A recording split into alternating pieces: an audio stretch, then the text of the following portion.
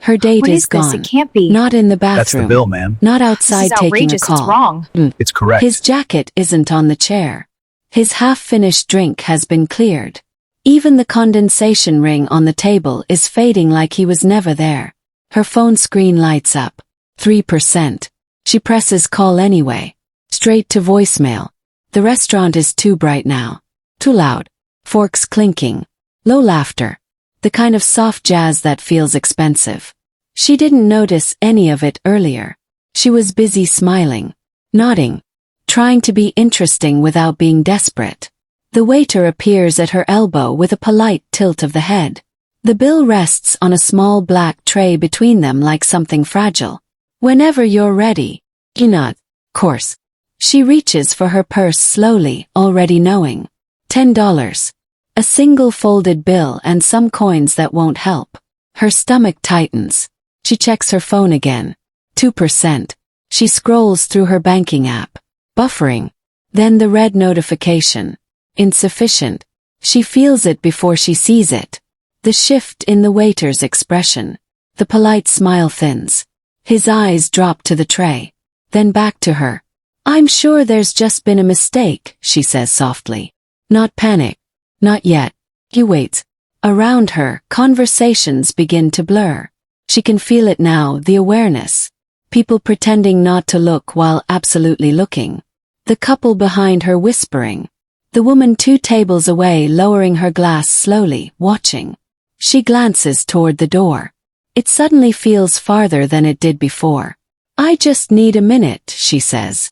The waiter nods again, but it's tighter now. Less warmth. He leaves the tray on the table as if it's evidence. Her phone dies. The screen goes black in her hand. That's when she feels it. Not the embarrassment. Not the panic. The gaze. And steady. And hurried. Not curious like the others. He turns slightly. At the next table, a man sits alone. Dark suit. No tie. Expensive watch catching the low light. He isn't pretending not to look. He's studying her. Not with sympathy. Not with amusement. With focus. She looks away quickly. Heat rising up her neck. Maybe he's just another customer. Maybe he's waiting for someone. Maybe. The waiter returns. This time he doesn't kneel beside the table. Ma'am, he says quietly. If there's an issue with payment, I can call the manager. Her pulse jumps. My date stepped out, she says. It sounds smaller when she says it out loud. The waiter glances at the empty chair. He's been gone 20 minutes. 20. Her throat dries. She hadn't noticed. I'm sure he'll be back, she says, though she doesn't believe it anymore. Another pause. The air feels heavier. The man at the next table hasn't blinked. The waiter straightens. I'll get my manager. He walks away. The room doesn't return to normal. Tilt. The whispers are louder now. Someone laughs. Not at her, but it feels like it is. She keeps her chin up. Keeps breathing. This was the moment public space stopped protecting her. A manager appears. Older. Polished smile. Controlled irritation. There seems to be a problem. She explains again. Only. Carefully. No drama. The manager listens without listening. We do require payment before guests leave, he says, voice just loud enough for the surrounding tables to hear. I understand. Perhaps you could call someone. My phone died. Another pause. This one longer. The man at the next table shifts slightly in his chair. Not uncomfortable. Adjusting. Watching. The manager glances at him. Then back at her. Unfortunately, he says, lowering his voice now, we've had situations like this before. Like this. She knows what that means. Her face burns, but she doesn't let it crumble. She won't cry. Not here. Not for this. I can leave something, she says. My ID. I'll come back first thing in the morning. The manager's mouth tightens. That won't be necessary. The voice doesn't come from the manager. Comes from behind her. Low. Close enough that she feels it before she fully turns. The man from the next table is standing now. Up close, he's taller than she expected. Broader. composed in a way that doesn't belong in a room like this. He steps forward and places a black card on the tray. Smooth, effortless.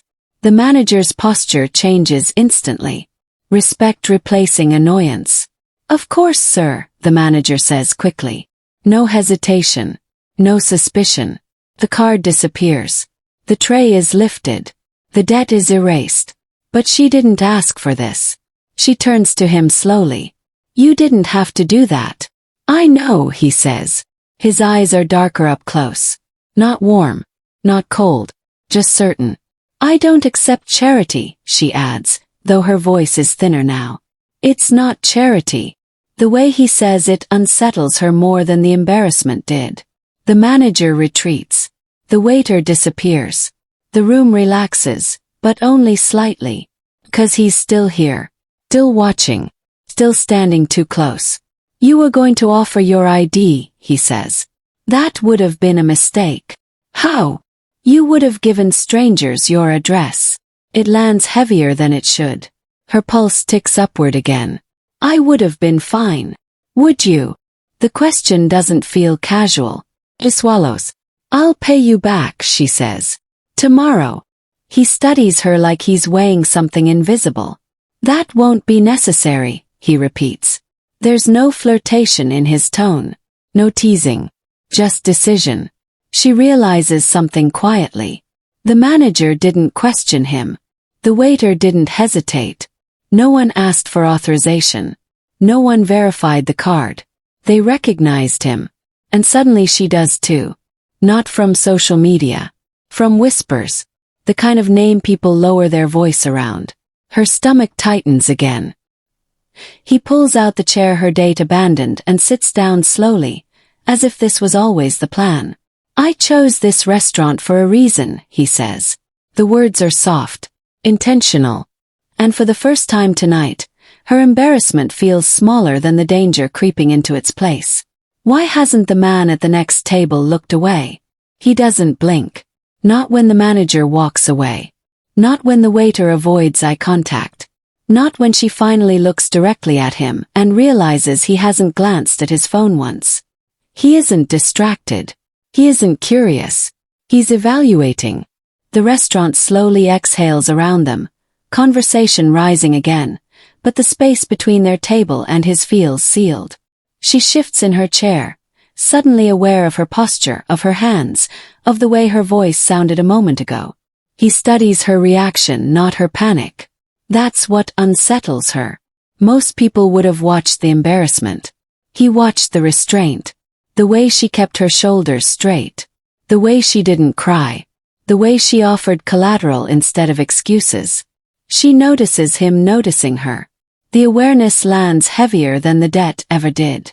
You don't have to stay, she says quietly. It's an attempt at reclaiming ground. He pulls the chair slightly, sitting across from her now, but not too close. Controlled distance. I wasn't staying for you, he replies. A lie so calm it doesn't sound like one. The waiter returns with the receipt folder. Hands slightly less steady than before. He doesn't look at her. He looks at the man. Everything is handled, sir. The word shifts the air again. The man signs without reading. No hesitation. No calculation. She watches his pen move, quick and certain. He doesn't ask her name. He already knows it. She realizes that slowly. You're Elena, he says, as if confirming a detail he's had for hours. Her spine stiffens. I didn't tell you that. You didn't have to. The room feels smaller. Staff hesitate around him. They don't interrupt. They don't refill his water without a nod. He doesn't need to raise his voice. Authority rests in his silence. She thinks of leaving. She even shifts her bag toward her shoulder. He doesn't touch her. Doesn't block her. He simply watches the movement like he predicted it. If you walk out now, he says evenly, the manager will remember your face. She freezes. It isn't a threat. It's information. I already paid, he continues. That makes the story different. Different how? Her thoughts race, but she keeps her face neutral. I didn't ask you to, she says. No, his gaze doesn't soften. But you needed it done. Debts given without permission are never small. The truth of that sits between them heavier than the check ever did. She exhales slowly. What do you want? He doesn't answer immediately. Instead, he glances toward the entrance. Subtle check. Habit. He isn't worried about her. He's scanning. You were set up, he says finally. Your date never intended to pay. You don't know that. I do. There's no arrogance in it. Just certainty. How? She presses. A flicker crosses his expression. Amusement maybe. Or calculation. Because I watched him leave. Her stomach drops. You knew. I saw him take your wallet photo while you were in the restroom. Her pulse spikes. That's not possible. It is. His voice lowers slightly. He sent it to someone. The restaurant noise dulls around her ears. You're lying. No, he leans back slightly, studying the impact of his words. You were never the plan. Your card information was. The humiliation shifts into something colder. She replays the evening in her mind. The way her date insisted on ordering wine she couldn't pronounce. The way he asked what bank she used. Casual. Friendly. She grips the edge of the table. How do you know this? She asks again. He pauses this time, weighing how much to reveal. Because I was waiting for him. The words land softly. Waiting. Yes. For what? He doesn't answer directly. Instead, he slides the signed receipt folder toward the waiter as the man approaches again. We're not finished, he tells him calmly. The waiter hesitates. Sir. Leave her seated. The instruction is quiet. Final. The waiter nods immediately and disappears. Her throat tightens. Why would you tell him that? She asks. Because if you leave now, he says evenly, you walk straight into the men he works for. The statement doesn't rise. Sinks. That's not funny. I'm not laughing. She looks toward the door instinctively. Two men stand near the entrance now. Not customers. Too still. Watching without pretending. Her breath shortens. Are they? Yes. His answer comes before she finishes. They thought he'd bring you out. Her hands begin to shake despite her effort to steady them. Why? Because you were supposed to pay. I don't have anything. You have access. The implication chills her. To what? He tilts his head slightly. That's what they were testing. Silence stretches. The false safety of the paid bill dissolves. You're telling me you watched this happen and didn't stop it, she asks. I did stop it. His gaze doesn't waver. You're still inside.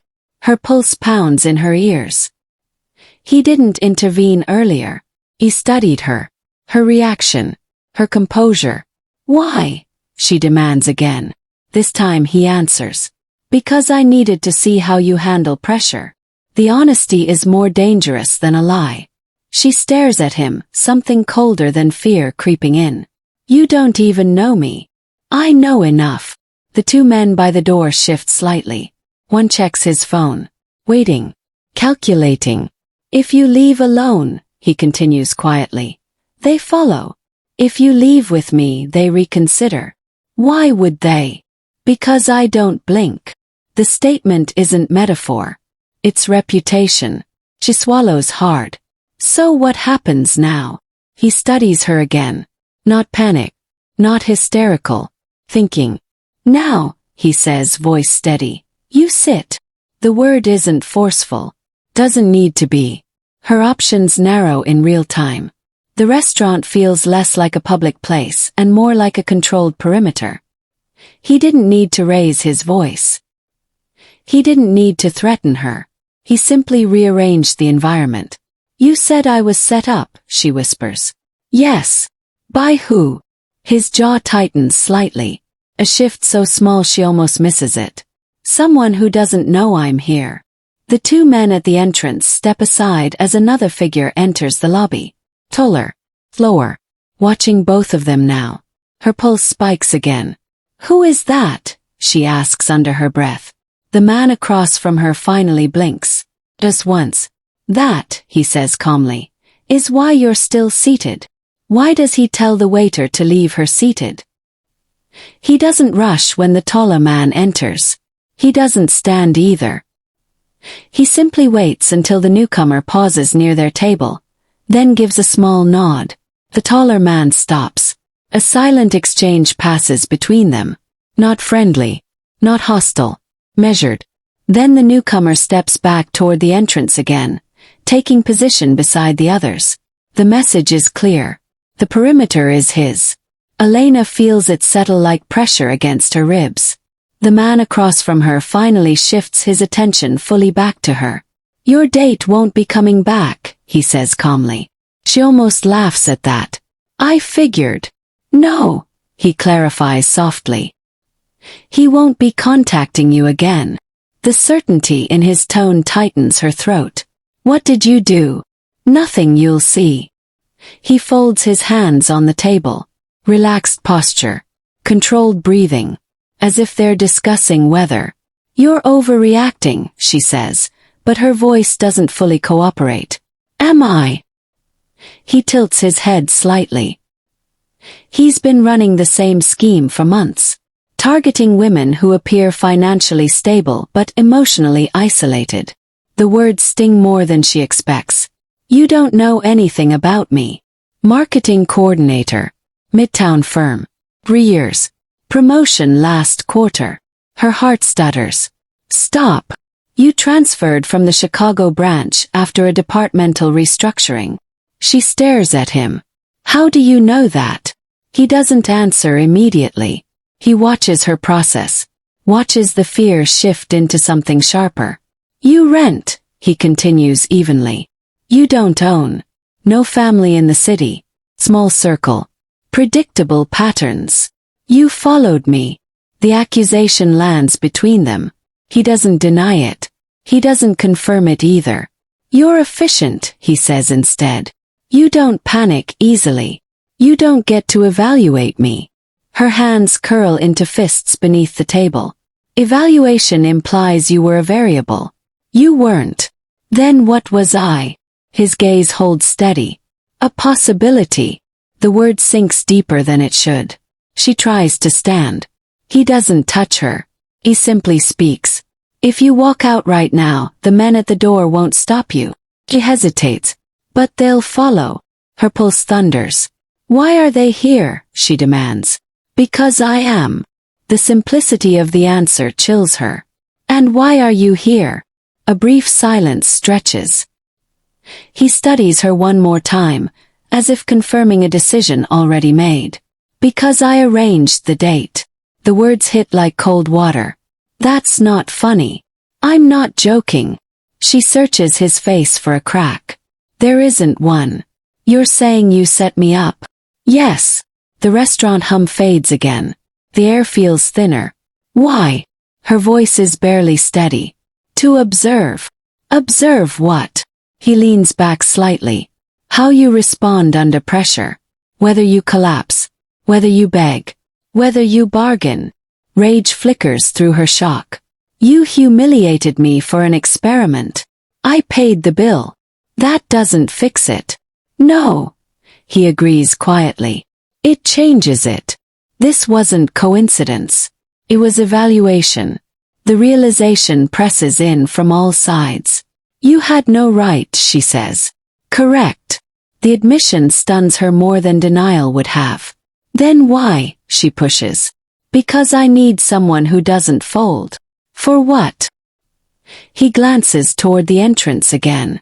The taller man shifts slightly. The others remain still. My world is adjusting, he says carefully. I can't afford variables I don't understand. So you stalk random women. You weren't random. The statement is firm. She shakes her head. We've never met. No, he agrees. But you were recommended. Her stomach twists. By who? He doesn't answer that. Instead he asks, why didn't you call your parents? The question blindsides her. What? When the bill arrived. Why didn't you call for help? Because I don't have anyone to call.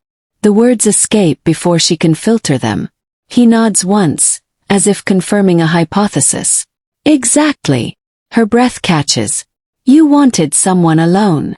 I wanted someone independent. That's not the same thing. In my experience, he replies quietly. It is. The implication sinks in. He isn't looking for a date. He isn't even looking for romance. He's recruiting, testing, measuring. You don't know me, she repeats, but it sounds weaker now. I know how you handle exposure, he says. I know you protect your dignity before your pride. I know you calculate before reacting. Stop analyzing me. You survived the setup. The compliment feels like a threat. That wasn't survival, she snaps. That was humiliation. Humiliation is a filter. Her eyes narrow. For what? For loyalty. The word lands heavy. I'm not interested. You haven't heard the offer. I don't want an offer. He studies her for a long second. Then he nods slowly, almost to himself. You still think you have the option to walk away unaffected. The statement isn't cruel. It's factual. He swallows. Are you threatening me? No, he pauses. I'm informing you. The taller man at the door checks his watch. Subtle movement. Subtle tension. Your date wasn't just a scammer, the man across from her continues. He reports to someone who monitors my territory. Her chest tightens. What does that have to do with me? You were supposed to be data. Now you're leverage. The word echoes in her mind. Leverage. Against you. Possibly. The weight of that possibility settles over her shoulders. So you dragged me into this. No, he corrects calmly. You stepped into it.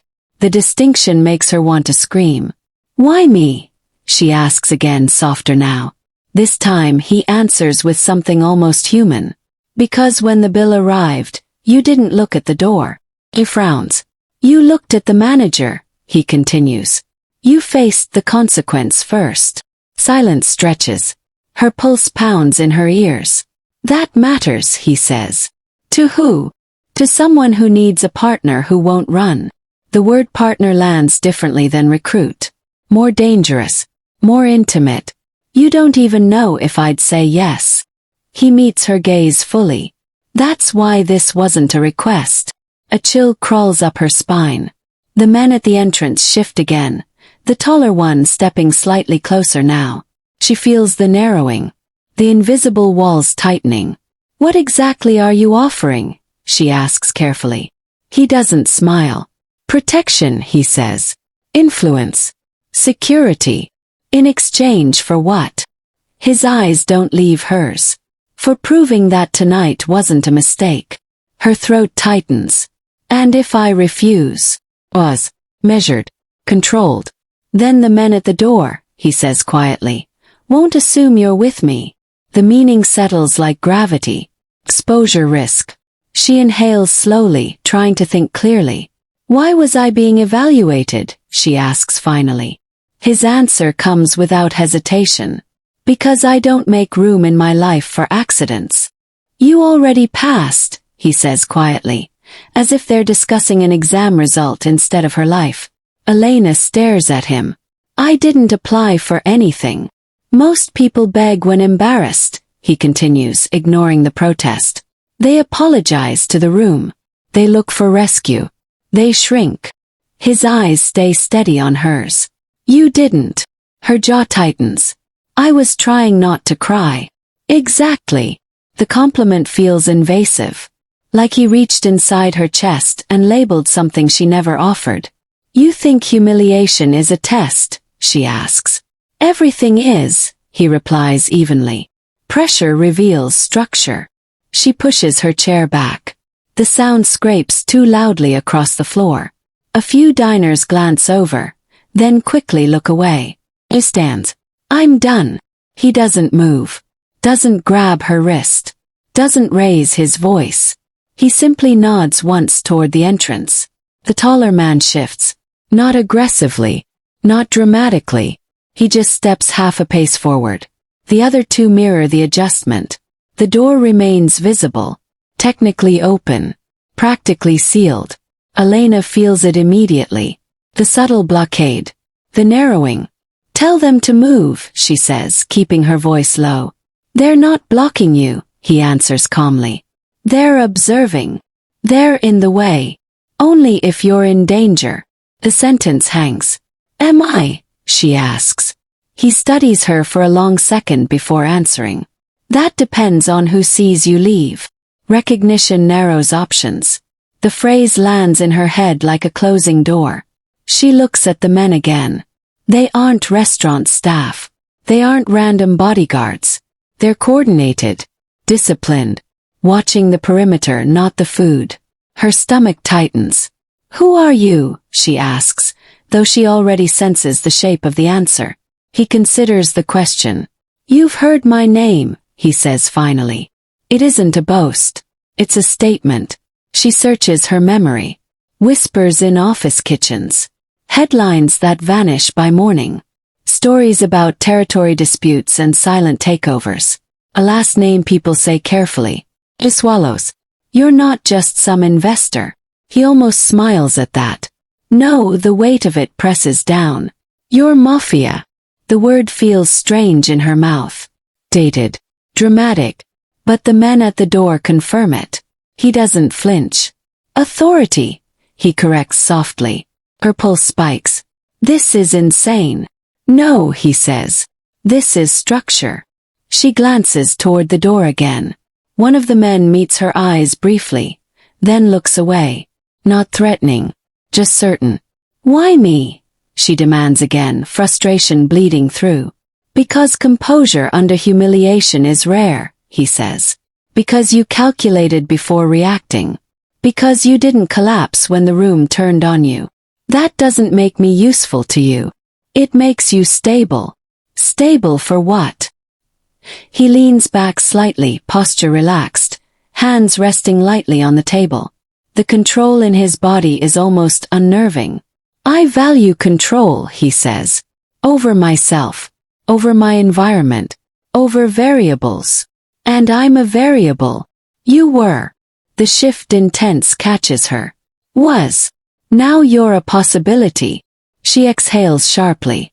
"You don't get to decide that." "I already did." The certainty in his tone sends a chill through her spine. She reaches for her bag. "I'm leaving." "If you walk out alone," he says quietly, "the men watching from across the street will assume you're unprotected." Her head snaps toward the window. She hadn't noticed anyone. But now, through the reflection, she catches the faint outline of a parked car. Engine running. Lights off. Her breath shortens. "You're lying." "I don't lie about exposure." Her mind races. "Why would anyone care about me?" "Because tonight you were meant to be data," he says. "Now you're context." "Context for what?" "For me." The word drops heavy between them. She shakes her head. "This is insane. I went on a bad date." "That's it." "The date was bait," he corrects gently. "For who?" "For whoever's mapping my routines." Ice spreads through her veins. "So this is about you." "It always was." She feels anger flare again. "Then leave me out of it." "I can't." The simplicity of that answer terrifies her more than aggression would have. You arranged the date. You staged the humiliation. You paid the bill. And now you're telling me I'm in danger because of you. "I'm telling you you were already being watched," he says. "I simply moved first." The logic twists her stomach. "That doesn't make you my savior." "I'm not offering salvation." "Then what are you offering?" He studies her, measuring her reaction again. Always evaluating.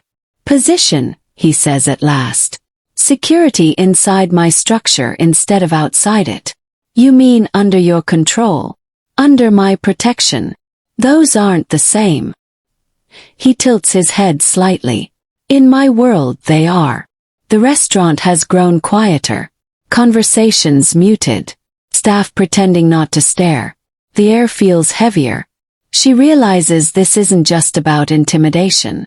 It's about containment. "What do you want with someone like me?" she asks, voice steadier than she feels. He doesn't answer immediately.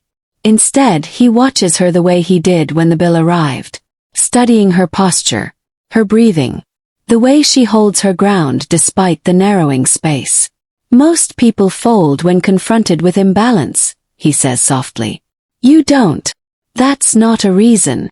It is to me. She feels the trap forming, not with ropes but with logic, with exposure, with protection framed as necessity. If I agree to nothing, she says carefully, and walk out with you, what happens? You remain visible, he replies. And visibility beside me is safer than visibility alone. And if I refuse? His gaze doesn't waver. Then you walk out as leverage. The word lands again, sharper this time. The men at the door shift subtly. Not blocking. Just waiting. She realizes the test isn't over. Never was. He didn't just evaluate her reaction to humiliation. He's evaluating her reaction to power. Fear. To controlled danger. You said I already passed, she murmurs. You did. Then why does this feel like another test? Faint pause. Because it is. The admission steals the air from her lungs. What does a man like you want with someone like me? She asks again, quieter now. He leans forward slightly, voice lowering with deliberate calm. Someone who doesn't break when the room turns against them. Silence stretches. Outside, the engine across the street continues to idle. Inside, the door remains technically open, practically closed. She understands now. This isn't about dinner. It isn't about money. It isn't about romance. It's about alignment. And once alignment happens in his world, it doesn't reverse. He swallows. And if I fail this test? His eyes darken just slightly. You already know I don't invest in accidents. She feels it before he says it. A shift. The temperature in the room changes again, not from tension this time but from direction. He's no longer studying her posture or composure. He's studying her reaction to something she hasn't heard yet. You think this is about attraction, he says quietly. She doesn't answer. It isn't. The bluntness lands harder than any flirtation would have. Then what is it? Her voice is steady, but her fingers tighten around the strap of her bag. He rests his hands on the table, calm, deliberate. Your brother, he says. The word fractures the air between them. Lena blinks. For a second she thinks she misheard. What? Daniel, he continues, watching her carefully. Senior analyst. Financial compliance. 2 promotions in 3 years. Clean record. Her heart slams against her ribs. He doesn't need to say more to prove he's done his homework. You don't get to say his name, she whispers. I already did. Her mind scrambles. He has nothing to do with you. On the contrary. His gaze hardens slightly. He has everything to do with me. Recognition tightens into dread. Explain. He leans back slightly. Someone siphoned money from my operations, he says. Not street money. Not visible assets. Structured funds.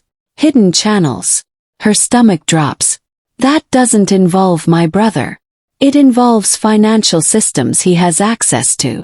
The implication hits like a physical blow. No, she says immediately. No. Daniel wouldn't. You're certain? The question is quiet. Surgical. He hesitates. Just for a fraction of a second. And he notices. Of course he notices. He's careful, she says. He's by the book. So is whoever moved the money, he replies. Careful. By the book. Invisible. Her pulse pounds in her ears. You think he stole from you? I think someone used his access. That's not the same. It isn't. He tilts his head slightly. Which makes this interesting. She exhales shakily. So you humiliated me to what? Threaten him? No, he says calmly. I arranged proximity to observe you. Observe me for what? For guilt. The word slices clean. I don't know anything about your money. That's what I'm determining. Anger flares now, sharp and bright. You could have just asked. Would you have answered honestly? She opens her mouth, closes it. He doesn't need to win the argument. He just needs to plant doubt. This was no longer about dinner. The realization settles like lead in her chest. The blind date, a bill, the public pressure. It wasn't about attraction. It wasn't about composure. It was about leverage. About watching how she reacts when cornered. You think I'd crack and reveal something? She asks. People reveal everything under humiliation, he says. They call the person they're protecting. They text in panic. They make mistakes. Her phone battery flashes in her mind. 3%. You monitored my phone. I monitored activity patterns. He doesn't deny it. You're insane. No, he replies evenly. I'm cautious. She stands abruptly. This time the men at the door don't move. They don't need to. The trap isn't physical anymore. It's reputational. If I walk out now, she says slowly, you'll assume I'm guilty. If you walk out now, he corrects gently, my rivals will assume your brother is connected. Her breath catches. Why would they even know about this? Because I let them see me here. The truth detonates in her mind. You wanted this public. I wanted visibility. You wanted them to think I matter. They already suspected.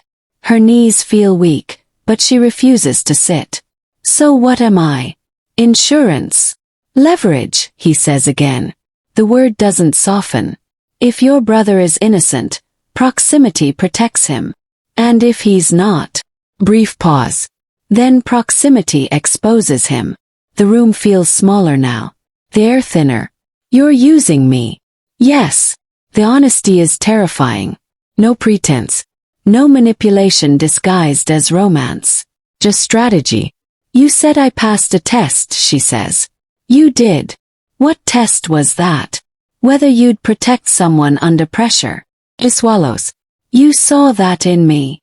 You didn't call your brother when the bill came, he says. You didn't panic text anyone. You absorbed the embarrassment alone. Her throat tightens. He noticed that. He noticed everything. That suggests loyalty, he continues. And loyalty is valuable. Or it suggests pride. Pride breaks under fear, he says softly. Yours didn't. The pieces click together slowly. Painfully. So you're not sure if Daniel betrayed you? Not yet. But now, she says, voice trembling slightly. If I leave, it looks like confirmation. He nods once. Leaving now makes you look guilty. The irreversible shift settles in. She isn't just a civilian caught in the wrong place. She's evidence. Walking evidence. You trapped me, she whispers. No, he says. I gave you alignment. That's the same thing. Not in my world. She feels the walls closing without moving. If she stays near him, she protects her brother from immediate suspicion but becomes visible to his enemies. If she leaves, she confirms doubt and potentially paints a target on Daniel's back. There is no clean exit. What do you want? She asks quietly. Cooperation, he replies. You stay visible beside me. Unafraid. It signals confidence. And signals that Daniel is innocent. It signals that you're not hiding. She exhales slowly. And if someone is framing him, his eyes sharpen. Then proximity allows me to watch who reacts. Silence stretches between them. The bill is gone. The humiliation has faded. But the stakes have multiplied. She realizes the blind date wasn't random. The restaurant wasn't random. She wasn't chosen because she was pretty or composed. She was chosen because she was connected. Did you walk into this restaurant, she asks carefully, or did you place yourself here? His expression doesn't change. I don't walk into accidents. Her stomach twists. So this was planned. Contingencies were. The engine across the street revs slightly, then settles. The night outside continues as if nothing shifted. Inside, her life has tilted permanently. Did my brother betray the Mafia, she asks quietly, or is someone framing him? He holds her gaze for a long, unblinking second. That, he says softly, is what we're about to find out. She doesn't answer him immediately. The air between them feels transactional now. No romance, no charm, just leverage and silence. I don't need your protection, she says finally. Her voice is steadier than she feels.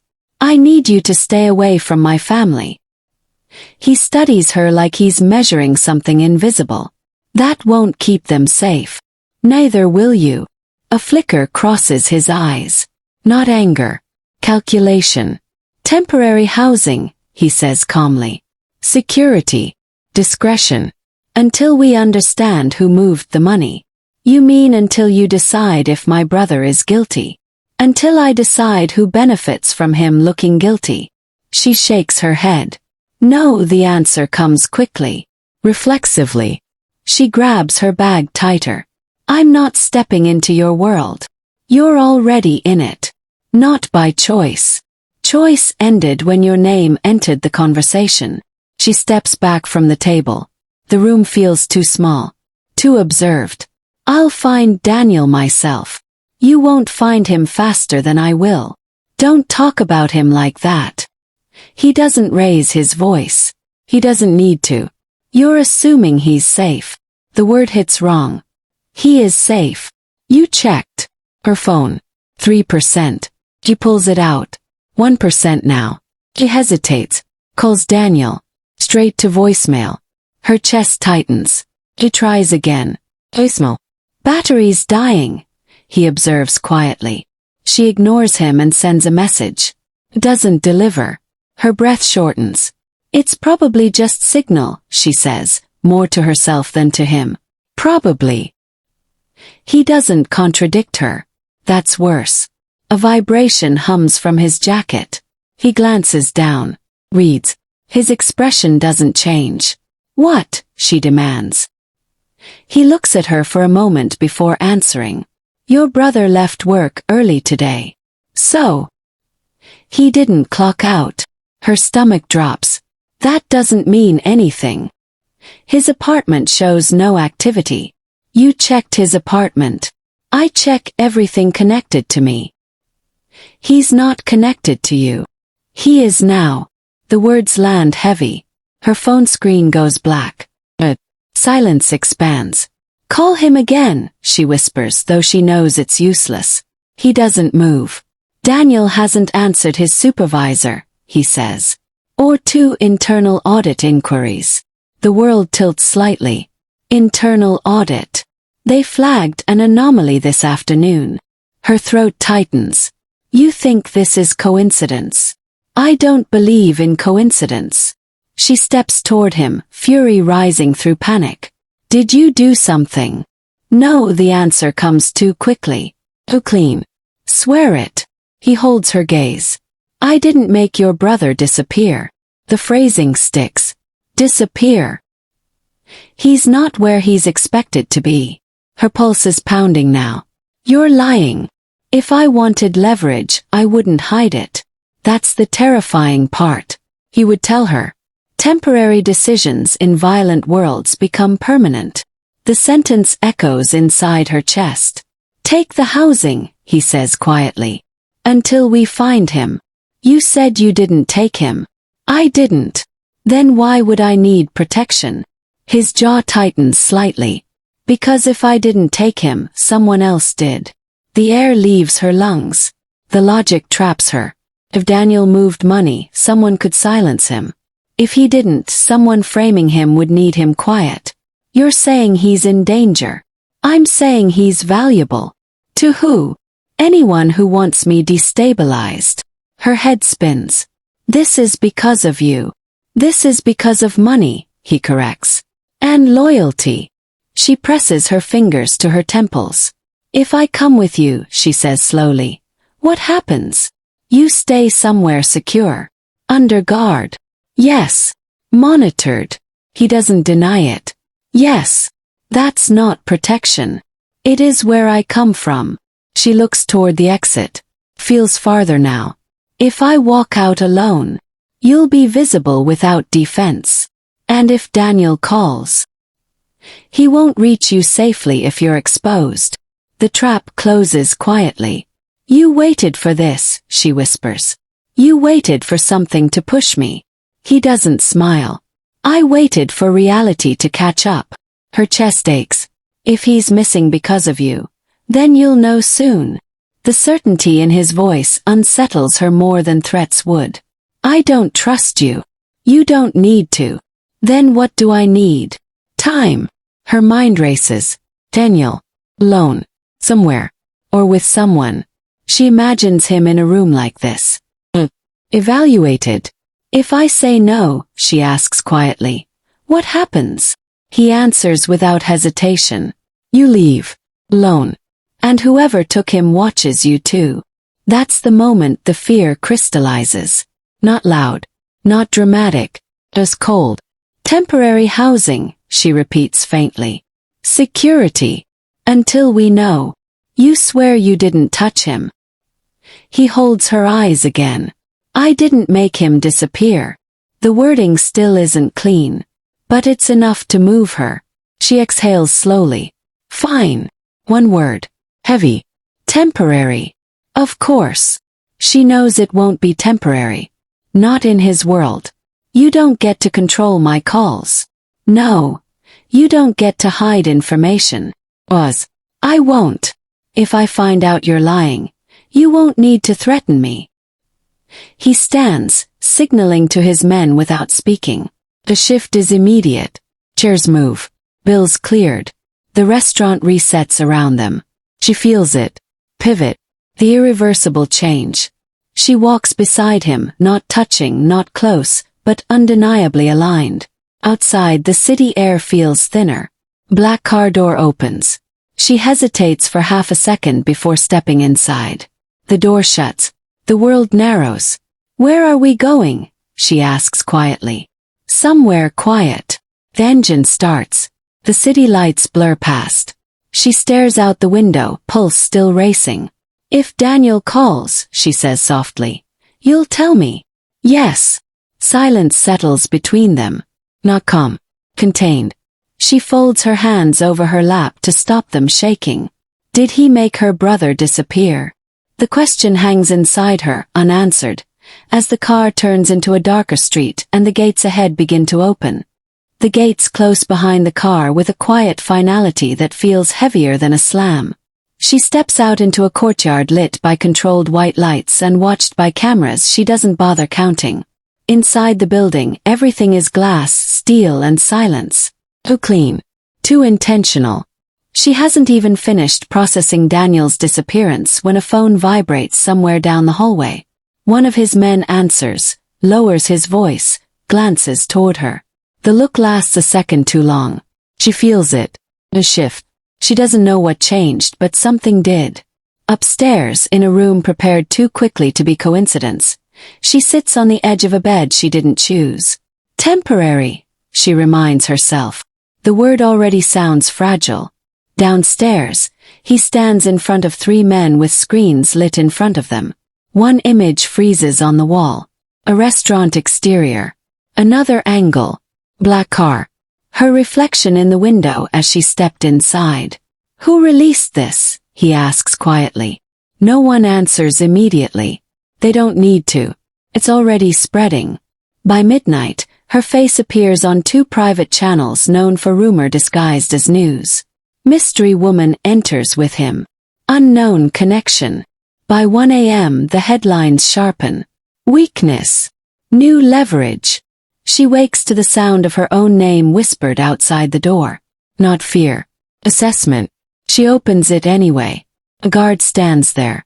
Not hostile. Just present. You should stay inside today. Why? He hesitates. That hesitation is answer enough. She walks past him anyway. Down the stairs. The screens in the main room freeze when she enters. Too late. She sees it. A zoomed photo of her stepping into his car. Timestamp. Tag. Photos leak, she says quietly. He doesn't deny it. They always do. So now what? Now they measure. Measure what? How much you matter. The words are steady, controlled, but something in his jaw tightens. He steps closer to the screen. Another image appears. Her leaving the restaurant.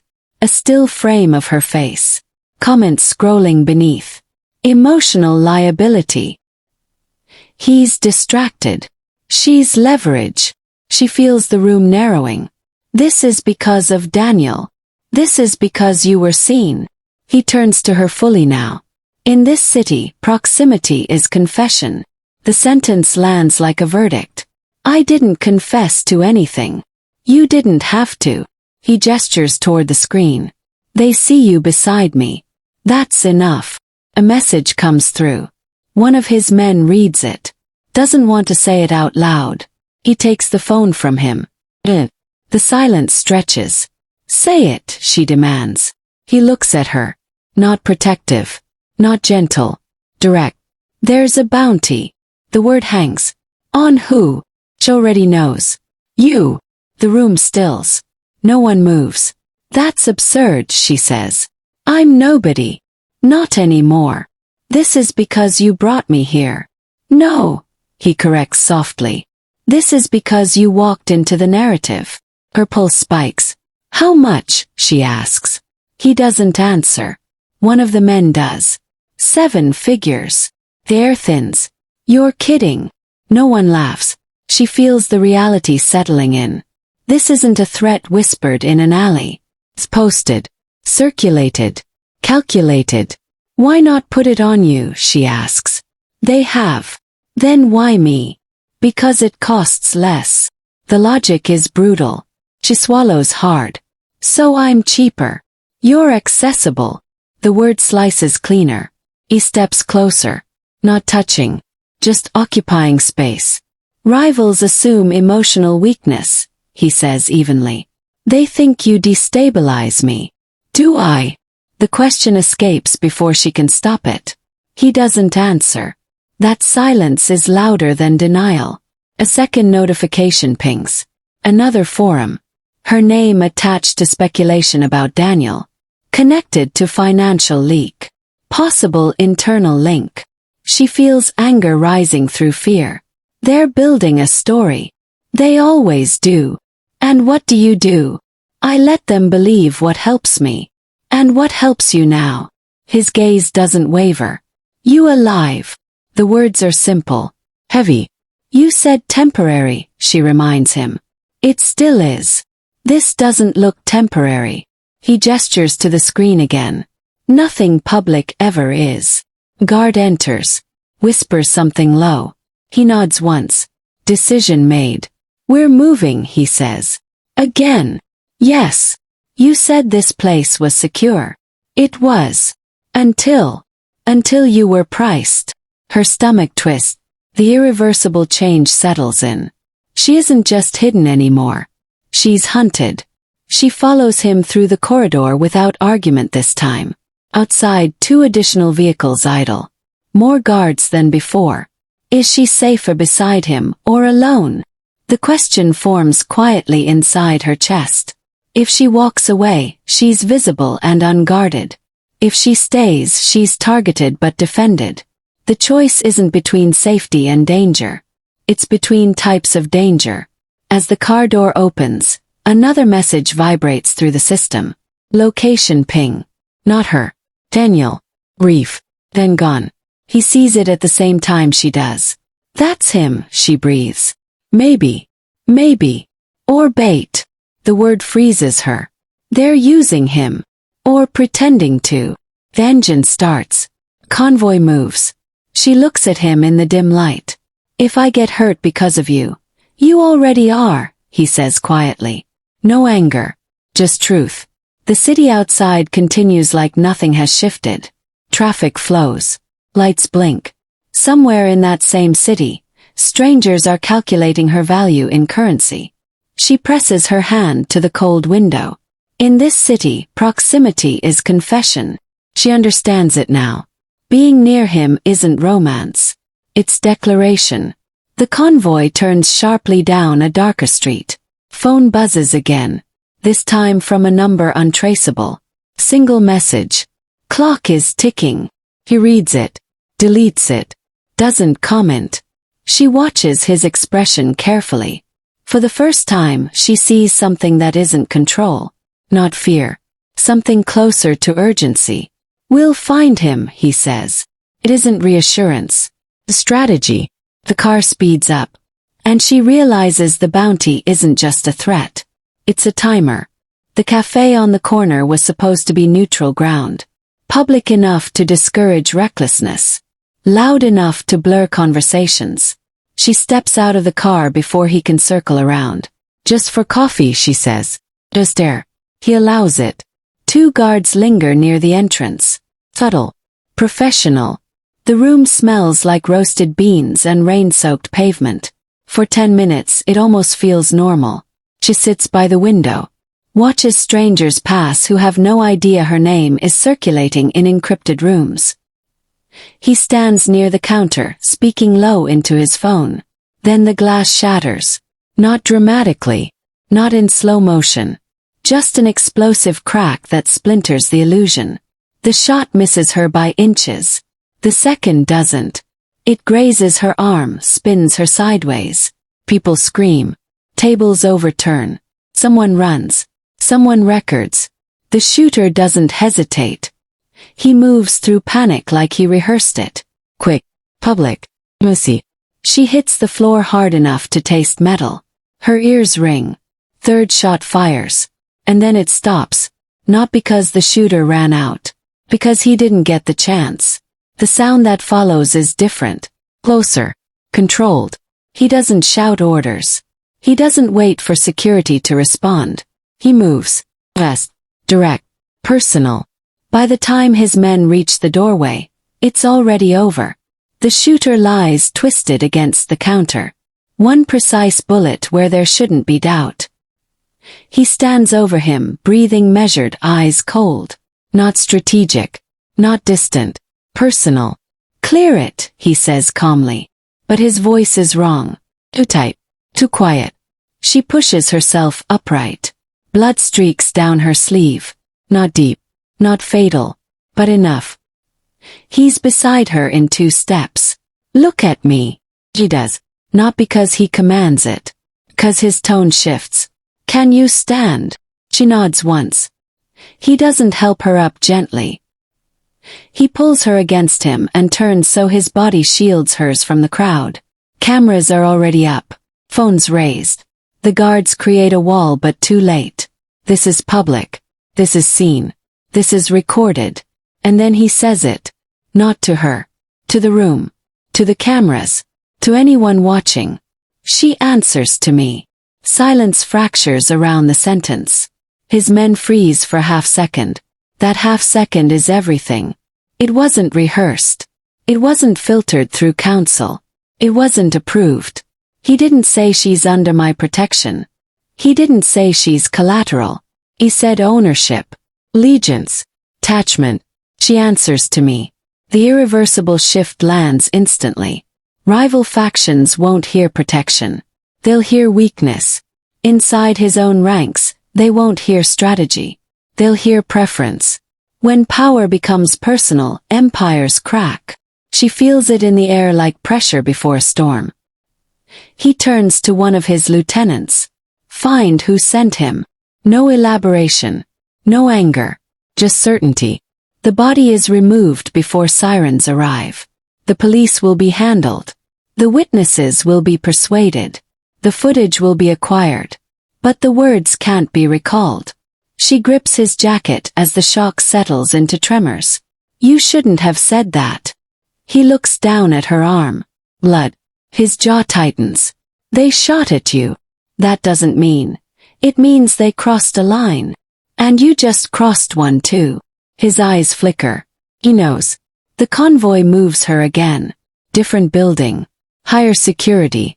More men. Inside the car no one speaks. Not until his phone vibrates. A message from one of the older captains. Brief. Polite. Loaded. Public declaration was unnecessary. He doesn't respond. Another message arrives from a rival contact. Interesting choice. She watches his face carefully. You just made me permanent, she says quietly. You were permanent the moment they priced you. This is different. He doesn't deny it. Outside, news outlets begin circulating fragments. Unknown woman linked to underworld figure targeted in broad daylight. The narrative is writing itself. Inside his organization, whispers start before they even arrive. He reacted.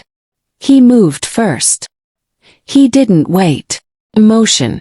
That's the dangerous word. In the private room upstairs, he stands alone for a moment. His hands steady, but not calm. She watches from the doorway. You killed him yourself. Yes. You said you stopped doing that. I did. Another irreversible line. Crossed without hesitation. She feels the weight of what just happened settling around her like chains she didn't see being forged. He steps toward her. Not close enough to touch. Close enough to make the distance deliberate. They wanted to test me. And now they know. Know what? His gaze sharpens. That you are not negotiable. The word lands heavy. Not negotiable. Not optional. Not removable without consequence. Sounds protective. Sounds dangerous. It is both. Downstairs, two senior members exchange a look they think no one notices. Calculation. Question. Leadership built on fear tolerates strength. Questions attachment. He sees it too. The fracture. Hairline. But real.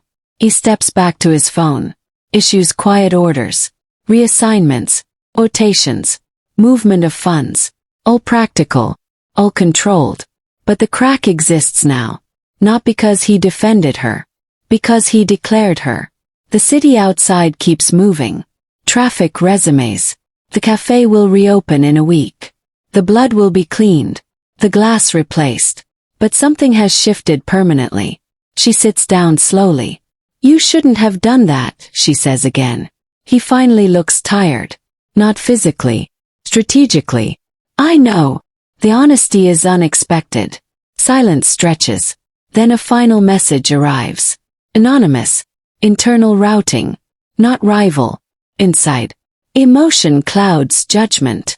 He reads it once. Deletes it. Doesn't comment. But she sees it in his eyes. Someone inside his organization saw weakness. And weakness in that world is invitation. She presses her hand against the bandage on her arm. Who inside your organization sees this as weakness? The question doesn't need to be spoken aloud. It's already moving through the walls. The retaliation doesn't begin with gunfire. Begins with silence. Phones stop ringing. Accounts freeze mid-transaction. 3 warehouses on the east side fail inspections at the same hour. A shipping route loses its clearance without explanation. By midnight, a rival faction realizes their access points are disappearing one by one. He doesn't raise his voice. He doesn't gather a public council. He issues instructions in low tones from behind a closed door. Transfer that asset. Pull that license. Call in that debt. It's clean. It's calculated. It's devastating. She watches from the edge of the room, arms folded around herself. She thought protection meant guards and cameras. She didn't understand it meant collapse. Protection always leaves smoke. The phrase settles in her chest as reports come in. One of the rival leaders tries to flee the city. He's stopped at a checkpoint that didn't exist yesterday. Another attempts to move funds offshore. The accounts are already frozen. Third disappears entirely. No announcement. Nobody. Just absence. He dismantles them overnight, not because they shot at him, because they shot at her. By dawn, the faction that ordered the attack is reduced to scattered names on paper. She stands beside the window as the first fire becomes visible across the river. A warehouse burns slow and controlled. Not chaotic. Intentional. Insurance won't cover it. The men who worked inside it will have to choose new loyalty or unemployment. This is because of me, she says quietly. He doesn't answer immediately. He reviews a document, signs something, passes it back. This is because they tested boundaries. And I'm the boundary. He looks up at her then. No denial. That's worse. A message arrives on his secure line. Or, verified. Her brother has been located. Alive. Found in a safe house that belonged to the dismantled faction. She inhales sharply. Where?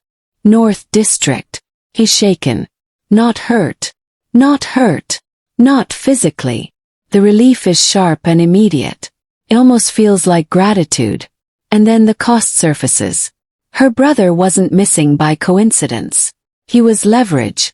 She moves before thinking. I want to see him. He nods once.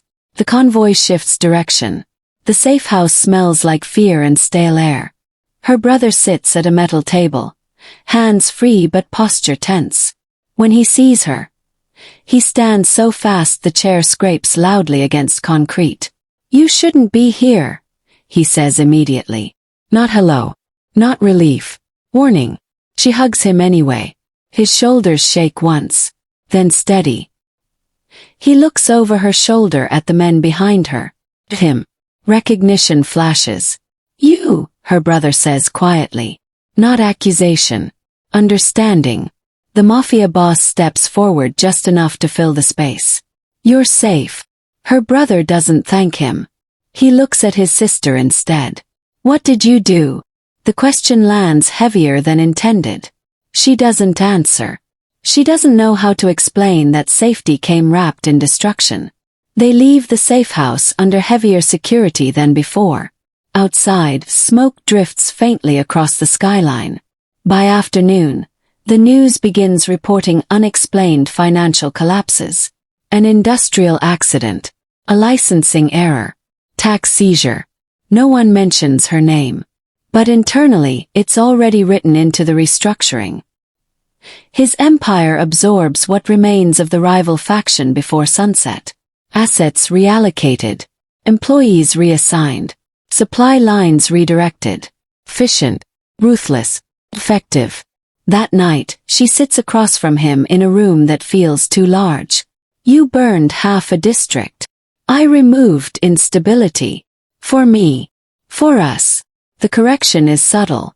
Permanent. Her brother is moved into secured housing as well. Not optional. Temporary, he says. She hears the word differently now.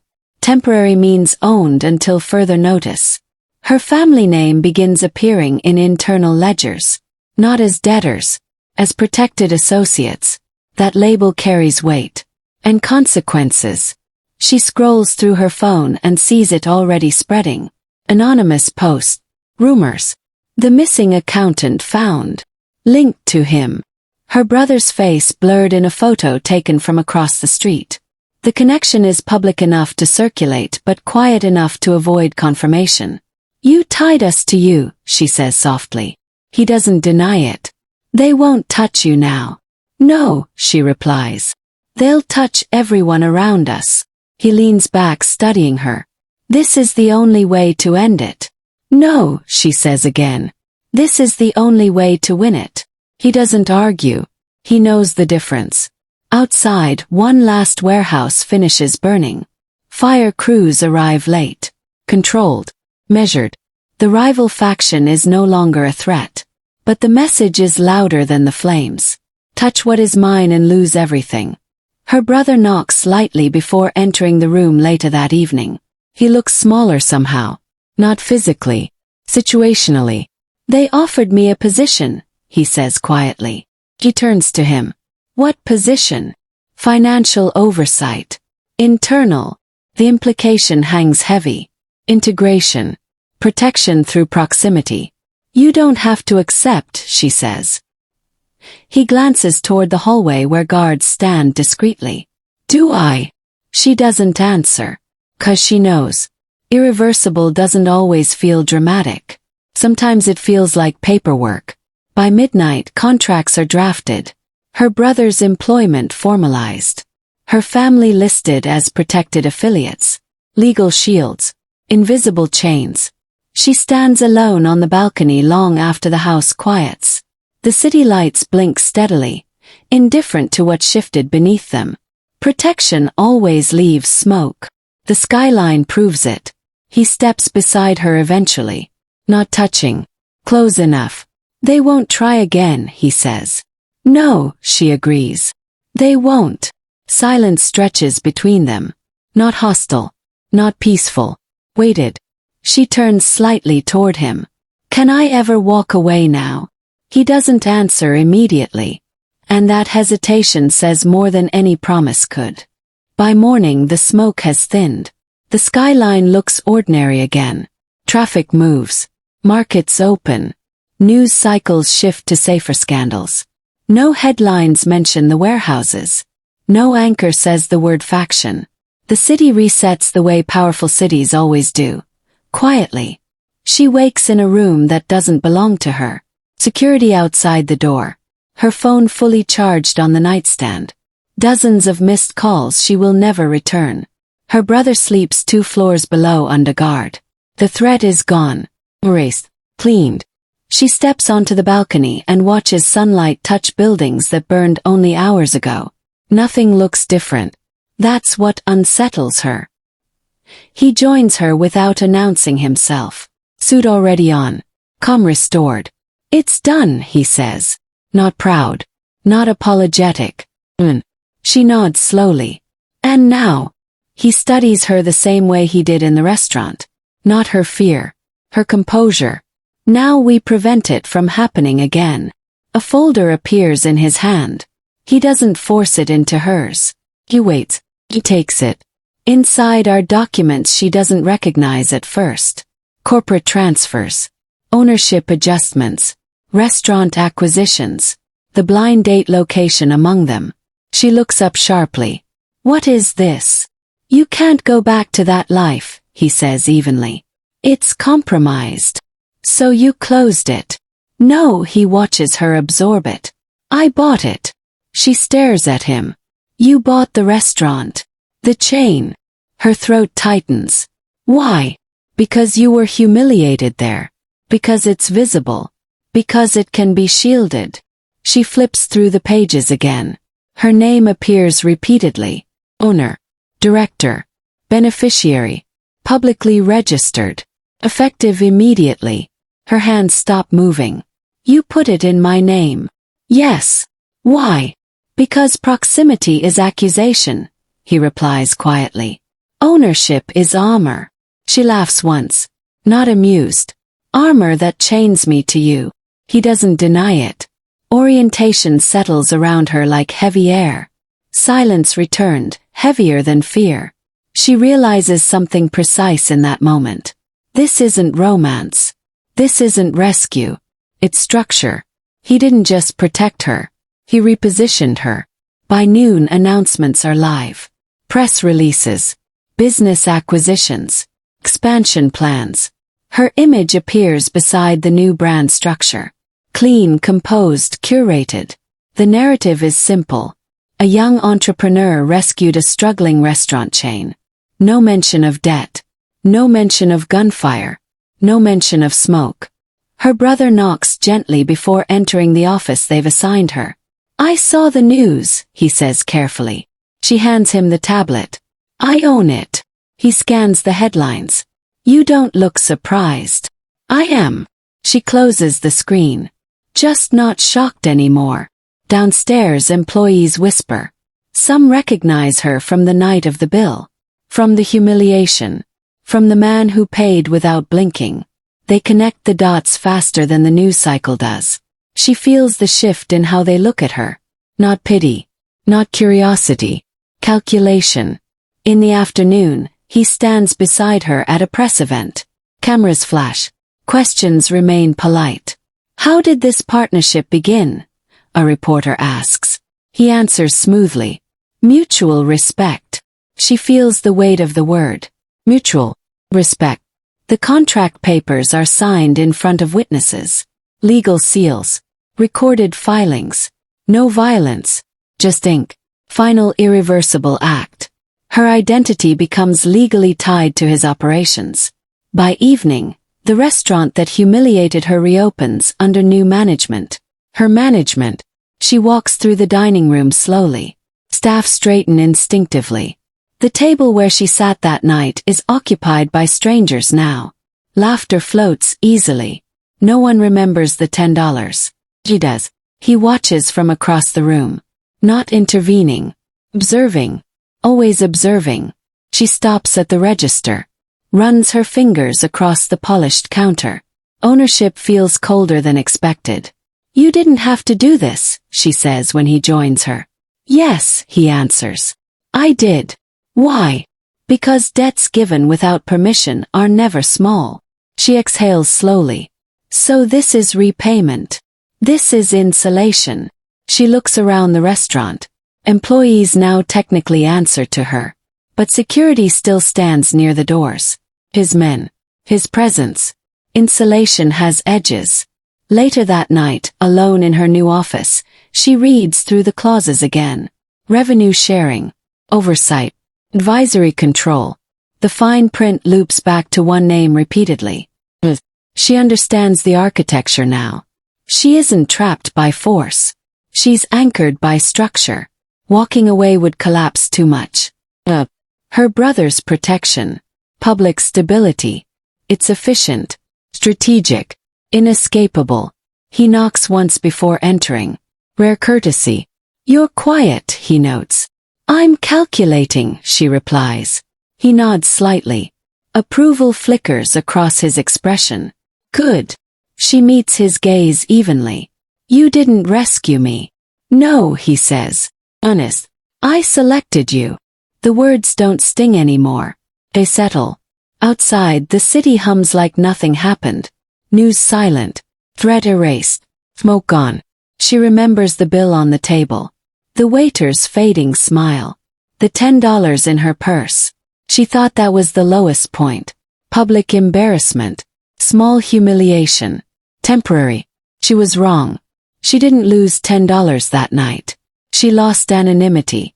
By morning, she understands something colder. In his world, rescue isn't kindness. It's contract.